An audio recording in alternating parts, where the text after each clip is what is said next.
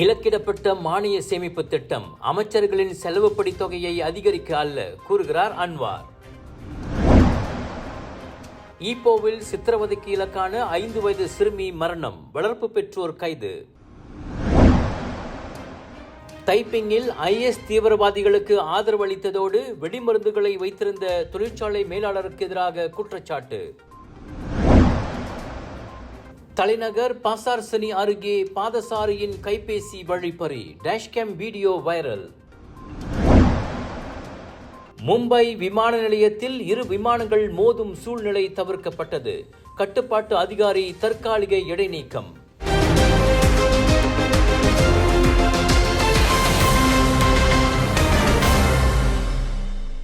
இலக்கிடப்பட்ட மானிய திட்டத்தின் வாயிலாக அரசாங்கம் மேற்கொண்டுள்ள சிக்கன நடவடிக்கை அமைச்சர்களின் செலவுப்படி தொகையை அதிகரிக்கவோ அல்லது பிற தேவைகளுக்கோ அல்ல. மாறாக உரிமையுள்ள உதவி தேவைப்படுவோருக்கு திரும்ப தருவதே அதன் உண்மையான நோக்கமாகும் என பிரதமர் ஸ்ரீ அன்வார் இப்ராஹிம் தெளிவுபடுத்தியுள்ளார்.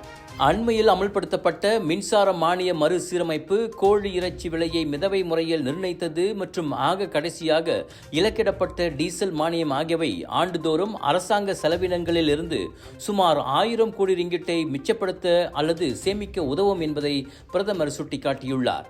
குறிப்பாக மின்சார மானிய மறுசீரமைப்பு திட்டம் மூலம் 450 கோடி ரிங்கிட்டை சேமிக்க முடியும். எனினும் அது 85 விழுக்காட்டு மக்களை உட்படுத்தி இருக்கவில்லை. வெளிநாட்டினர் உட்பட 15 விழுக்காட்டினர் மட்டுமே பாதிக்கப்பட்டதால் அது சர்ச்சையை ஏற்படுத்தவில்லை. கோழி இறைச்சி விலையை மிதவை முறையில் நிர்ணயிக்கும் திட்டத்தால் ஆண்டுக்கு 1200 கோடி ரிங்கிட் உதவித்தொகையை அரசாங்கத்தால் சேமிக்க முடிந்துள்ளது. அதனால் கோழி விலையும் ஏற்றம் காணவில்லை. நிலையான அரசியல் சூழலே அதற்கு காரணம் என நிதி அமைச்சின் மாதாந்திர கூட்டத்தில் உரையாற்றிய போது அன்வார் தெரிவித்தார். அதேபோல இலக்கிடப்பட்ட டீசல் உதவி திட்டத்தின் வாயிலாக 400 கோடி ரிங்கிட்டை சேமிக்க முடியும். அதனை கொண்டு நாட்டின் பொது போக்குவரத்து சேவைகளை தரம் உயர்த்த முடியும் என்பதோடு மக்களுக்கான STR உதவித்தொகை திட்டத்தையும் அதிகரிக்க முடியும் என பிரதமர் நம்பிக்கை தெரிவித்தார்.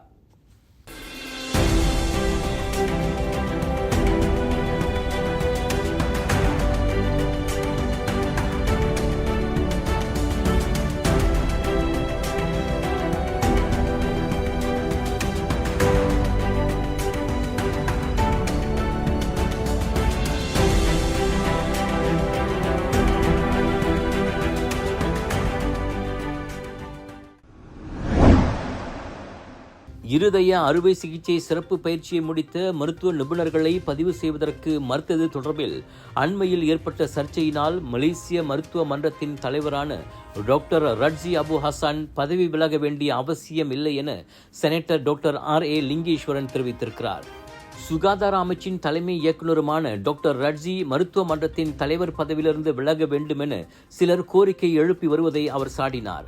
மலேசிய மருத்துவ மன்றத்தின் தலைவராக சுகாதாரத்துறையின் தலைமை இயக்குநர் தான் இருக்க வேண்டும் என்ற சட்ட விதி தெளிவாக இருப்பதை அவர் சுட்டிக்காட்டினார். மலேசிய மருத்துவ மன்றம் மறுசீரமைக்கப்பட வேண்டும் என கடந்த ஏப்ரல் மாதம் லிங்கேஸ்வரன் கோரிக்கை விடுத்திருந்தார். ரட்ஜி பதவி விலகினால் மலேசிய மருத்துவ மன்றத்திற்கு யார் தலைமை ஏற்பார் என்பதையும் டாக்டர் லிங்கேஸ்வரன் வினவினார். அவரை பதவி விலக சொல்வது விவேகமானது அல்ல. மாறாக மலேசிய மருத்துவ மன்றம் சீரமைப்பு செய்யப்பட வேண்டும் என அவர் கேட்டுக்கொண்டார். மலேசிய மருத்துவ மன்றத்தின் தலைவர் பதவியிலிருந்து டாக்டர் ரட்ஜி பதவி விலக வேண்டும் என DAPஐ சேர்ந்த பூ செங் ஹாவ் விடுத்திருந்த கோரிக்கை தொடர்பில் கருத்துரைத்த போது செனட்டர் லிங்கேஸ்வரன் இதனை தெரிவித்தார். மலாக்கா ஜசின் கஜாங் படானா தாமான் லிப்பாட்டில் நிலச்சரிவினால் பாதிக்கப்பட்ட பகுதியை சீரமைப்பதற்கு 2.3 மில்லியன் ரிங்கிட் செலவாகும் என மாநில ஆட்சிக்குழு உறுப்பினர் டாத்தோ ரைஸ் யசின் தெரிவித்திருக்கிறார். நீண்ட கால தீர்வுக்காக இந்த ஒதுக்கீடு விரைவில் வழங்கப்படும் என அவர் தெரிவித்தார். நீர்த்தேக்கம் மற்றும் மண் சரிவினால் 2022ஆம் ஆண்டு முதல் ஏற்பட்டு வந்த நிலச்சரிவு தற்போது பெரிய அளவில் பாதிப்பை ஏற்படுத்தியுள்ளது. பாதிக்கப்பட்ட இடத்தை ஜசின் நகராண்மை கழகம் மற்றும் பொது பணித்துறையின் பணியாளர்கள் பலமுறை பார்வையிட்டதோடு பொது பணித்துறை மற்றும் வீடமைப்பு ஊராட்சித்துறை அமைச்சிடம் மானியத்திற்காக விண்ணப்பம் செய்துள்ளதாகவும் ரைஸ் யசின் தெரிவித்தார். மானியம் இன்னும் கிடைக்கவில்லை. அந்த நிலச்சரிவு பிரச்சினை மேலும் மோசமடையாமல் இருப்பதற்காக பாதிக்கப்பட்ட பகுதியை விரைவில் சீரமைக்க வேண்டிய அவசியம் ஏற்பட்டுள்ளதாக அவர் தெரிவித்தார்.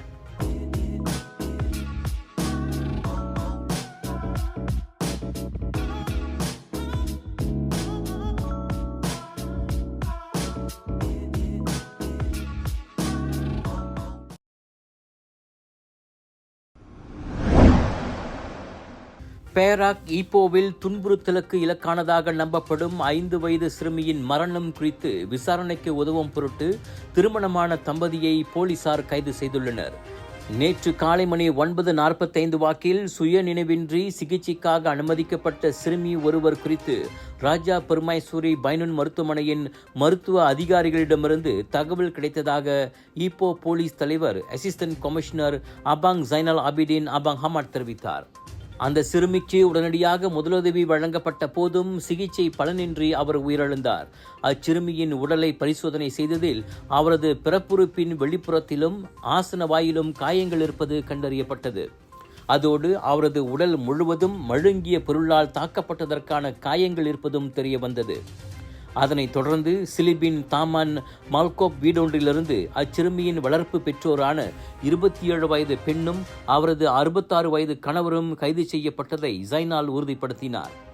குற்றவியல் சட்டத்தின் 302வது பிரிவின் கீழ் விசாரணைக்காக அவர்கள் தடுத்து வைக்கப்பட்டுள்ளனர். IS பயங்கரவாத கும்பலுக்கு ஆதரவளித்ததாக தொழிற்சாலை மேலாளர் ஒருவருக்கு எதிராக தைப்பிங் செஷன்ஸ் நீதிமன்றத்தில் இன்று 3 குற்றச்சாட்டுகள் சுமத்தப்பட்டன. நீதிபதி முன்னிலையில் தமக்கு எதிரான குற்றச்சாட்டுகள் வாசிக்கப்பட்ட போது அது புரிவதை குறிக்கும் வகையில் 28 வயது முகமது ஆபிட் ஜர்காசி எனும் அவ்வாடவன் தலையசைத்தான். IS பயங்கரவாத கும்பலுக்கு ஆதரவளிக்கும் வகையில் தீவிரவாத நடவடிக்கைகளில் ஈடுபட்டு வெடிமருந்துகளை வைத்திருந்ததாக அவன் முதல் குற்றச்சாட்டை எதிர்நோக்கியுள்ளான். அதே சமயம் தமது ஜியாமி ரக கைபேசியில் அந்த பயங்கரவாத கும்பலுடன் தொடர்புடைய 9 வீடியோக்கள் மற்றும் PDF வடிவில் இதர ஆவணங்களை வைத்திருந்ததாக அவனுக்கு எதிராக 2வது குற்றச்சாட்டும் சுமத்தப்பட்டுள்ளது. ஒரு பயங்கரவாத செயலை புரிவதற்காக வெடி மருந்துகளை தயாரித்து தயார் நிலையில் வைத்திருந்ததாக அவன் 3வது குற்றச்சாட்டையும் எதிர்நோக்கியுள்ளான். அக்குற்றங்கள் அனைத்தும் இவ்வாண்டு ஜனவரி 28ஆம் தேதிக்கும் மே 15ஆம் தேதிக்கும் இடைப்பட்ட காலத்தில் பேராக் பாகான்ஸ்ராய் தாமான் சராய் ஜயா என்னுமிடத்தில் அவன் புரிந்ததாக நீதிமன்றத்தில் தெரிவிக்கப்பட்டது. அதனால் குற்றவியல் சட்டத்தின் 3 வெவ்வேறு பிரிவுகளின் கீழ் அவனுக்கு எதிராக விசாரணை மேற்கொள்ளப்படுகிறது. அதனால் இன்று அவனை ஜாமீனில் விடுவிக்க அனுமதி வழங்கப்படவில்லை. இவ்வழக்கு விசாரணை ஜூலை 11ஆம் தேதி செவிமடுக்கப்படும்.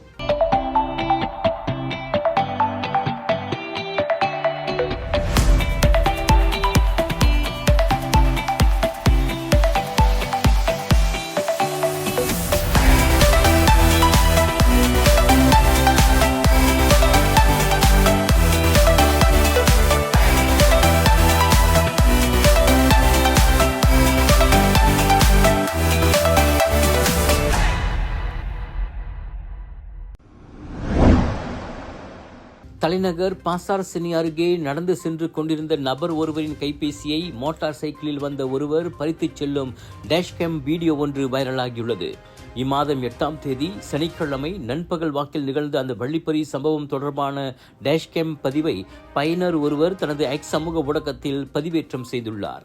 பாதிக்கப்பட்ட நபருக்கு வழிப்பறி தொடர்பான பதிவு என்னிடம் உள்ளது, உங்களுக்கு வேண்டுமானால் என்னை தொடர்பு கொள்ளுங்கள் எனவும் அவர் பதிவிட்டுள்ளார். அந்த வீடியோவில் பாதசாரி ஒருவர் சாலையோர தடுப்பில் கைகளை ஊன்றிக்கொண்டே கைபேசியை பயன்படுத்துவதை காண முடிகிறது. அப்பொழுது மோட்டார் சைக்கிளில் வரும் நபர் ஒருவர் கைபேசியை பறித்து கொண்டு கார்களுக்கிடையில் புகுந்து தப்பிச் செல்கிறார். பாதசாரி அந்த மோட்டார் சைக்கிளோட்டியை துரத்தி கொண்டு ஓடுவதையும் அந்த காணொளியில் காண முடிகிறது. அச்சம்பவத்தில் பாதிக்கப்பட்டவர் வெளிநாட்டு சுற்றுப்பயணி என நம்பப்படும் வேளை இணையவாசிகள் பலர் அச்சம்பவத்திற்கு கடும் கண்டனம் தெரிவித்து வருகின்றனர். திருடன் மிக விரைவில் பிடிபட வேண்டும் என அதில் ஒருவர் பதிவிட்டுள்ள வேளை கைபேசியில் கவனம் செலுத்திக் கொண்டே வேறு எதையும் கவனிக்க தவறுபவர்களுக்கு இது ஒரு படிப்பினையாக அமையட்டும் என மற்றொருவர் குறிப்பிட்டுள்ளார். Just watch me charge!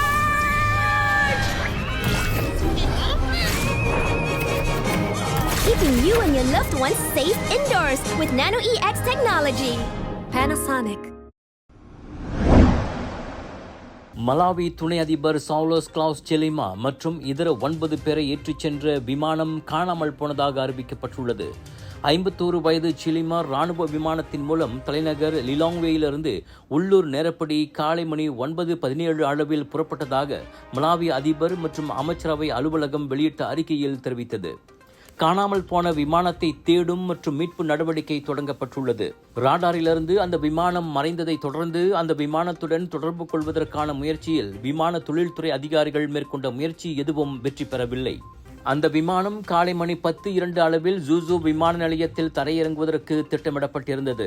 அடுத்த ஆண்டு நடைபெறும் அதிபர் தேர்தலில் சாத்தியமான வேட்பாளராக கருதப்படும் சிலிமா 2022ஆம் ஆண்டு லஞ்ச ஊழல் குற்றச்சாட்டு காரணமாக கைது செய்யப்பட்ட போதிலும் அவர் மீதான குற்றச்சாட்டை அரசு தரப்பு அலுவலகம் மீட்டுக் கொண்டதை தொடர்ந்து கடந்த மாதம் அவர் விடுதலை செய்யப்பட்டார். சனிக்கிழமையன்று மும்பை சத்ரபதி சிவாஜி மகாராஜ் அனைத்துலக விமான நிலையத்தில் இண்டிகோ விமானமும் ஏர் இந்திய விமானமும் மோதிக்கொள்ளும் சூழ்நிலை தவிர்க்கப்பட்டதை தொடர்ந்து விமான கட்டுப்பாட்டு நிலையத்தின் அதிகாரி தற்காலிகமாக இடைநீக்கம் செய்யப்பட்டார். இண்டிகோ விமானம் ஓடும் தளத்தில் தரையிறங்கிய போது ஏர் இந்திய விமானம் புறப்பட்ட போது ஏற்படவிருந்த அந்த விபத்து தவிர்க்கப்பட்டது. இந்த சம்பவம் தொடர்பான காணொளி சமூக வலைதளத்தில் வைரலானது. அந்த இரு ஜெட் விமானங்களும் ஒன்றுடன் ஒன்று மோதிக்கொள்வதற்கு ஒரு சில வினாடிகள் மட்டுமே இருந்தன. அந்த இரு விமானங்களும் 509 மீட்டர் தூரத்தில் மட்டுமே இருந்தன. ஏர் இந்தியா விமானம் புறப்பட்ட 3 வினாடிகளுக்கு பிறகு இண்டிகோ விமானம் தரையிறங்கியதாக விமான ராடார் தரவின் தகவல்களில் தெரிய வந்தது. மத்திய பிரதேசத்தின் இந்தூரிலிருந்து வந்த இண்டிகோ 6E5053 விமானம் தரையிறங்கிய போது ஏர் இந்தியா A1657 விமானம் கேரள தலைநகர் திருவனந்தபுரத்திற்கு புறப்பட்ட வேளையில் ஏற்படவிருந்த அசம்பாவிதம் தவிர்க்கப்பட்டது. சுவாச பிரச்சனை, சளி, இருமலுக்கு உகந்த தீர்வு சைலஜா பேபி ஹெர்பல் கிரீம். துளசி, கரிஞ்சீரகம், கிராம்பு போன்ற மூலிகைகளால் கொண்டு தயாரிக்கப்பட்டுள்ள சைலஜா பேபி ஹெர்பல் கிரீம் உங்கள் குழந்தைக்கு சிறந்த தேர்வு.